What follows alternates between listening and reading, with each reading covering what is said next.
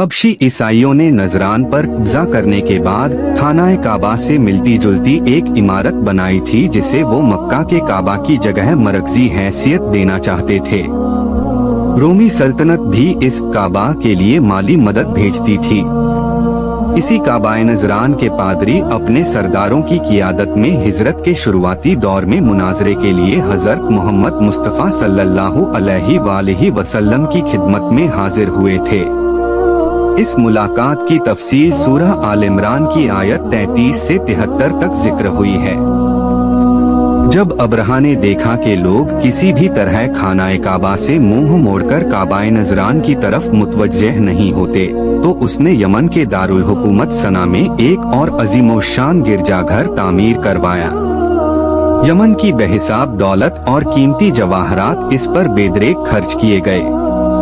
ये इमारत निहायत बुलंदोसी, कीमती पत्थरों से मुरस्सा, दिलकश नक्शा-उनकूश से आरास्ता और जवाहरात की रोशनी से चमक रही थी। हाथी दांत और आबनूस की लकड़ी से बने खूबसूरत मनक्श मिंबर और सोने चांदी की सलीबें भी इसमें शामिल थीं। सना में मुकीम एक हिजाजी शख्स ने जब सुना कि अब्रहा ने ये गिरजाघर इस नीयत से बनाया है कि लोगों का रुख खाना काबा से मोड़ सके, तो वो शदीद गुस्से में आया। चूंकि उसके पास ज्यादा इख्तियार न था, इसलिए एक रात मौका पाकर वो गिरजाघर में दाखिल हुआ, वहाँ रफ़े हाजत की और वापस लौट आया। अब्रहा को जब इस वाक़े का इल्म हुआ और तहकीक से मालूम हुआ कि ये काम किसी हिजाजी का है, तो वो बनाक हो गया। उसने कसम खाई कि जब तक खाना काबा को मुनहदिम न कर दे, सुकून से नहीं बैठेगा। चुनाचे वो एक जबरदस्त लश्कर के साथ, जिसमें 31 हाथी शामिल थे, मक्का की तरफ रवाना हुआ। रास्ते में कुछ मकामी सरदारों ने उसकी राह रोकने की कोशिश की, मगर नाकाम रहे।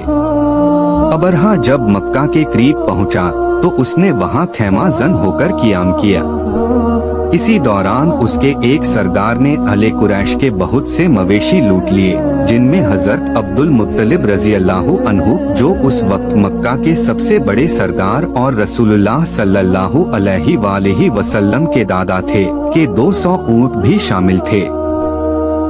अब्रहा ने एक एलची के जरिए अहले मक्का के सरदारों से मुलाकात की ख्वाहिश जाहिर की। चुनाचे हजरत अब्दुल मुत्तलिब रज़ी अल्लाहु अन्हु उससे मिलने गए। वो एक निहायत वजीह, पुरशौकत और बावकार शख्सियत के मालिक थे। अब्रहा उनकी शख्सियत से इस कदर मुतअस्सिर हुआ कि तख्त से उतरकर उनके करीब बैठ गया। फिर उसने उनसे पूछा, आप क्या चाहते हैं? हजरत अब्दुल मुत्तलिब रज़ी अल्लाहु अन्हु ने फरमाया, मेरे जो ऊँट पकड़ लिए गए हैं, मैं चाहता हूँ कि वो मुझे वापस दे दिए जाएं। अब्रहा ने हैरत से कहा, मैं तो आपको देखकर बहुत मुतअस्सिर हुआ था, लेकिन आपकी ये बात सुनकर मेरी नजर में आपकी कदर कम हो गई है। आपको अपने ऊँटों की फिक्र है, मगर उस घर खाना काबा के बारे में कुछ नहीं कहते, जो तुम्हारे नजदीक सबसे ज्यादा मुक़द्दस और मुअज्जज़ है। हजरत अब्दुल मुत्तलिब रज़ी अल्लाहु अन्हु ने निहायत वकार से जवाब दिया, मैं ऊँटों का मालिक हूँ, इसीलिए उनकी वापसी की दरख्वास्त कर रहा हूँ। रहा ये घर, तो इसका एक रब है जो इसकी हिफाजत खुद करेगा। अब्रहा ने तकब्बुर से जवाब दिया, वो रब उसे मुझसे नहीं बचा सकेगा। हजरत अब्दुल मुत्तलिब रज़ी अल्लाहु अन्हु ने फरमाया, तो फिर आप जाने और वो। ये कहकर वो उठे और अब्रहा के पास से वापस चले गए। उनके ऊँट उन्हें वापस कर दिए गए। अब्रहा के लश्कर से वापस आकर हजरत अब्दुल मुत्तलिब रज़ी अल्लाहु अन्हु ने कुरैश के लोगों से फरमाया कि वो अपने बीवी बच्चों को लेकर पहाड़ों पर चले जाएं, ताकि कोई जानी नुकसान न हो। उसके बाद हजरत अब्दुल मुत्तलिब रज़ी अल्लाहु अन्हु और कुरैश के चंद मुअज्जिज़ सरदार हरमे काबा में हाजिर हुए। बैतुल्लाह के दरवाजे का कुंडा थामकर अल्लाह ताला के हुजूर आजिज़ी से दुआएं करने लगे कि वो अपने घर और उसके खादिमों की हिफाजत फरमाए। उस वक्त खाना काबा में 360 बुत रखे गए थे, लेकिन इस नाजुक लम्हे में सब के सब उन्हें भूल गए और सिर्फ अल्लाह वाहिद ला शरीक के सामने इल्तिजा की। इन दुआओं में अल्लाह ताला के सिवा किसी और का नाम नहीं लिया गया। हालांकि पहले वो अपनी बुत परस्ती का ये जिवाज देते थे कि वो इन बुतों को अल्लाह तक पहुंचने का वसीला समझते हैं, मगर इस घड़ी में उनके दिल सिर्फ अल्लाह के सामने झुक गए। दुआ के बाद हजरत अब्दुल मुत्तलिब रजी अल्लाहु अन्हु और उनके साथी भी पहाड़ों की तरफ चले गए। दूसरे दिन अबरहा खानाए काबा की तरफ बढ़ा। उसका खास हाथी जिसका नाम महमूद था सबसे आगे था। जब खानाए काबा की सिमत उसे आगे बढ़ाया गया तो वो यकायक बैठ गया। उस पर बहुत तीर बरसाए गए। हाथी बानों ने आनकस मारकर उठाने की कोशिश की, मगर वो अपनी जगह से न हिला। उसे किसी और तरफ मोड़ा जाता तो वो दौड़ने लगता, लेकिन काबा की तरफ मोड़ने पर फौरन बैठ जाता।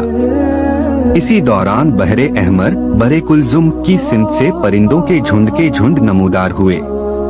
उनकी चोंचों और पंजों में छोटी छोटी कंकरियां थीं। उन्होंने अबरहा के लश्कर पर संगरेजों की बारिश कर दी। जिस पर ये कंकर गिरते उसका जिस्म गलने सड़ने लगता। कुछ रिवायतों के मुताबिक ये एक मुहलिक बीमारी मुमकिना तौर पर चीचक थी, जो बिलादे अरब में उसी साल देखी गई।